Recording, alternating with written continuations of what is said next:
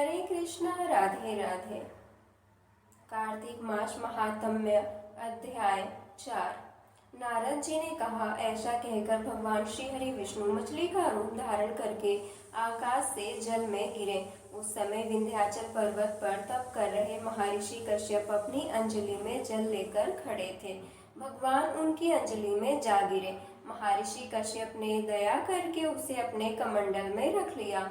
मछली के थोड़ा बड़ा होने पर महर्षि कश्यप ने उसे कुएं में डाल दिया।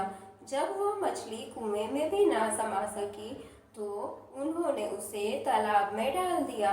जब वह तालाब में भी ना आ सकी तो उन्होंने उसे समुद्र में डाल दिया। वह मछली वहां भी बढ़ने लगी। फिर मत्स्य रूपी भगवान विष्णु ने इस शंखासुर का वध किया और शंखासुर को हाथ में लेकर बद्री वन में आ गए।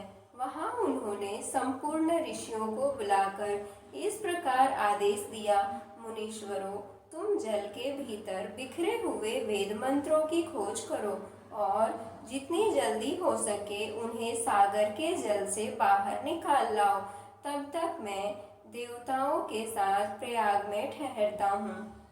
तब उन तपोबल संपन्न महर्षियों ने इधर सब ऋषि एकत्र होकर प्रयाग में गए। वहां उन्होंने ब्रह्मा जी सहित भगवान श्री हरि विष्णु को उपलब्ध हुए सभी वेद मंत्र समर्पित कर दिए। सब वेदों को पाकर ब्रह्मा जी बहुत प्रसन्न हुए। उन्होंने देवताओं और ऋषियों के साथ प्रयाग में अश्वमेध यज्ञ किया।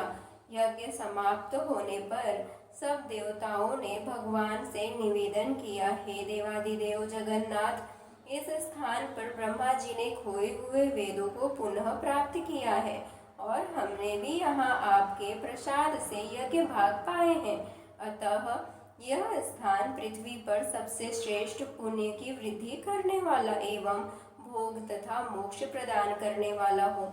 साथ ही यह समय भी महापुण्यमय और ब्रह्माघाती आदि महापापियों की भी शुद्धि करने वाला हो तथा तय स्थान यहाँ दिए हुए दान को अक्षय बना देने वाला भी हो। यह वर दीजिए। भगवान श्री हरि विष्णु बोले, देवताओं, तुमने जो कुछ कहा है वह मुझे स्वीकार है। तुम्हारी इच्छा पूर्ण हो। आज से यह स्थान ब्रह्म क्षेत्र के नाम से प्रसिद्ध होगा। सूर्यवंश में उत्पन्न राजा भगीरथ यहाँ गंगा को ले आएंगे और वह यहाँ सूर्य कन्या यमुना से मिलेगी। ब्रह्मा जी और तुम सब देवता मेरे साथ यहाँ निवास करो। आज से यह तीर्थ तीर्थराज के नाम से विख्यात होगा।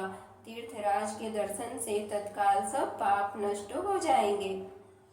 जब सूर्य मकर राशि में स्थित होंगे उस समय यहाँ स्नान करने वाले मनुष्यों के सब पापों का यह तीर्थ नाश करेगा। यह काल भी मनुष्यों के लिए कहकर ब्रह्मा जी के साथ वही अंतर ध्यान हो गए। तत्पश्चात इंद्रादि देवता भी अपने अंश से प्रयाग में रहते हुए वहां से अंतर ध्यान हो गए।